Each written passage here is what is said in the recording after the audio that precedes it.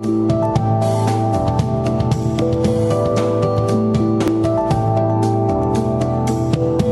is The Psychology of Spirit with AuKeeRa Rayne. You are invited to add your voice to our program by phone or email.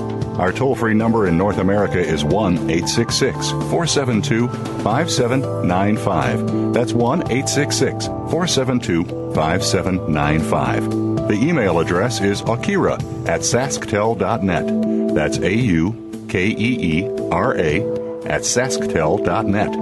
Now, back to The Psychology of Spirit. So knowing the types of communication that are bombarded to us every single day, the types of judgment, the way that the ones we look up to communicate, and watching the shows on TV and the way that they communicate. For those of us who are parents, attempting to communicate with our children can sometimes seem quite elusive. Times are very different than they were when we were growing up. But the one thing you have to remember is a child still views their life from their perception. They don't have your feelings, your emotions, and your fears. So a lot of times when you feel that you need to explain a situation to a child, you must remember that the child really wants to know that everything's okay. Sometimes your child will say, I don't want to go to school anymore. I'm sorry, when I was a child, that was not even a question or a thing that you'd say. But nowadays, parents feel obligated to explain to the child why they need to go to school. They start to decide that it's a huge issue that the child said, I don't want to go to school. The biggest thing as parents that we have to remember is children change their points of view very quickly. And school's not really what's probably going on. And what's going on is not bigger. So don't make it bigger. There are all days we feel like not doing something. Does that mean that we're not going to do it now? Of course not. So when your child says, well, I don't want to do that, say, well, you're going to. Well, why do I have to? Because you do. They don't need a big, long explanation. They just need to get the sense that you have their best interests in mind. Children are not capable of making decisions on an adult level. Well, would you like to do dance or would you like to do music? You know what? They don't really know when they're younger. You'll see it develop as they grow older or as you try each one. But if you put your child in something, in an activity, make sure that it suits your schedule so that you're able to run the child from place to place to place. If on a day they say, I just don't feel like going today, say, your commitment is for 6 weeks, and after that, if you decide you don't want to go back into it, that's perfectly fine. There doesn't have to be an aggression or a fight there. It can be simply stated, this is what we're doing right now. Oh, I don't want to. We've all seen our kids shrug and stomp off. Don't take it personally. Don't get angry. Don't react. Communicate to yourself. You're not a bad parent. You're doing exactly what you need to do, and your child is perfectly fine. As our children grow older, we do have to stay open, and it does get very scary communicating to our children at this time.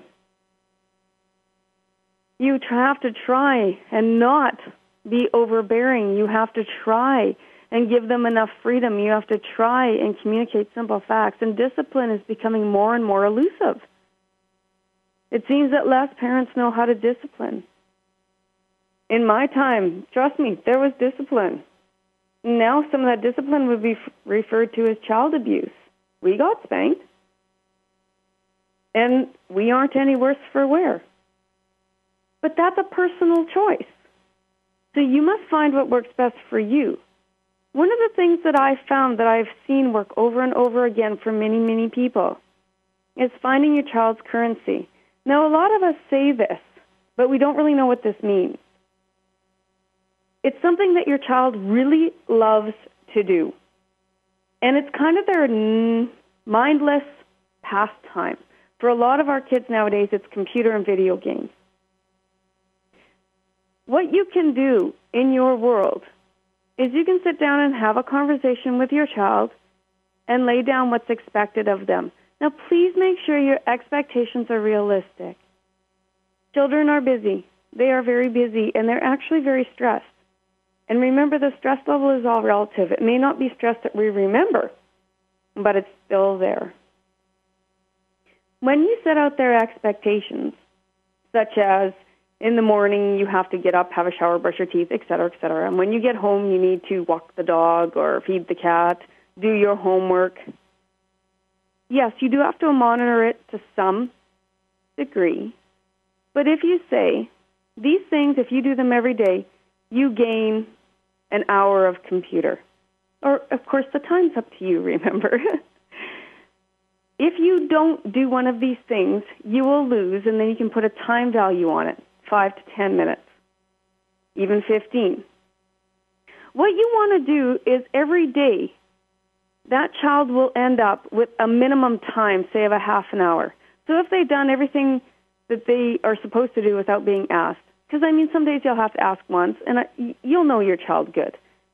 But if you've had to remind them over and over and over, or if they've been not wanting to do it at all, rather than fight, when it comes to computer time, simply say, well, today you don't have any, or today you only have 15 minutes, and you know why. This takes away the arguing. This puts the child squarely responsible for what they get. Yes, they still might stomp off, and you still might have that, oh gosh, I'm a bad parent feeling for a split second.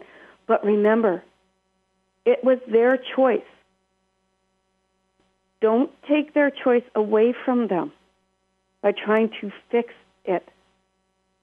Allow them to navigate their world already.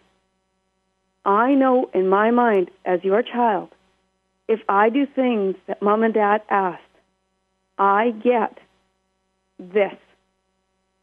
If I choose not to do that, I don't get this. And more so look on a daily basis. You don't want to base allowance on household chores, because household chores are everybody's duty. We are a team as a family. Everybody needs to clean up as a family. Moms and dads don't get paid for cleaning. Why would our children get paid for cleaning? And plus, if we teach them that we're going to pay them to clean their houses, they're not really going to want to clean when they first move out, because no one's going to be paying them. So those are a few things to think about when communicating with your child. And the other thing is to learn how to listen. A lot of us, like I said when I started, we don't listen well. And that's because we don't listen to ourselves, so we find it very hard to listen to other people. A lot of times, no matter who you are out there, when you're talking, you just want to be heard. Remember that with your children. They don't necessarily want solutions, just like we don't want solutions when we're just talking or venting. We just want somebody to listen to us. When your children become teenagers, you must remember they go through a phase like they were when they were 2 again. So don't decide that just because this beautiful, responsible person deserves all of your trust and the responsibility. Please remember they deserve the boundaries of a 2-year-old as well, and that's not to belittle them. Children thrive in boundaries, and they're realistic. You know your child better than anybody. You know what freedoms you can give them, but please don't give them freedoms beyond their age. I know we all want to think our children are capable, but please empower them while you're thinking that they're capable. Give them curfews if you feel that's appropriate for your family. And don't feel guilty, because you know if you have a daughter and she needs to get out of an uncomfortable situation, she can use her mom and dad's curfew as an excuse. And these are the things we forget. If you say there's no drinking in my household and that's just the way it is, and you don't yell about it, you may have saved them from a whole world of pain and not knowing it. It's your choice. And don't feel guilty about stating the facts of the way your household is run to your children. It's your house. It is not their house. It's your house. You make the decisions. But it's not a dictatorship. It's out of love and empowering and allowing your children to prepare themselves for the world within your safety. The other thing we need to remember, as soon as our children turn 18, they are adults. If you choose to have them live in your roof, you have to work very hard to understand what that means. You no longer get a say in their life. Yes, it's hard. Well, they're still living in my house. Bottom line is, then they should be paying rent. We don't need to enable our kids. Nobody enabled us.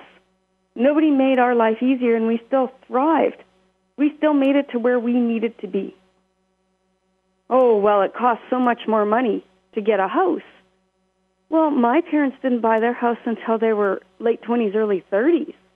And they knew it was going to take that long. And they knew that they would get nothing once they bought the house, that they would be living very much paycheck to paycheck.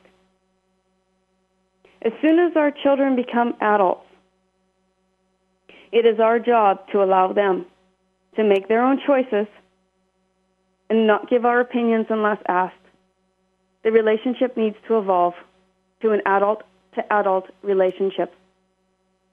And we also need to remember, as we get older, a lot of us still treat our parents like they owe us something. They don't. Their job was done and done well. We're here, aren't we? And a lot of parents still think they can rely on their children. Even though they're adults, they think they can call them up and ask for help. Family is not the first you should turn to communicate needs to. I know that sounds like a weird concept, but it's true. You have to respect that family has their own lives and often their own families as well. And as soon as our children, or brothers and sisters, get married, they now have those people as responsible in their life. We have one more segment left, so we'll talk a bit more about this when we get back.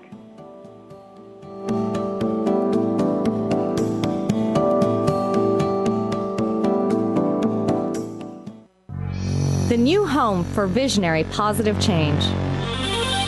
Seventh Wave Network.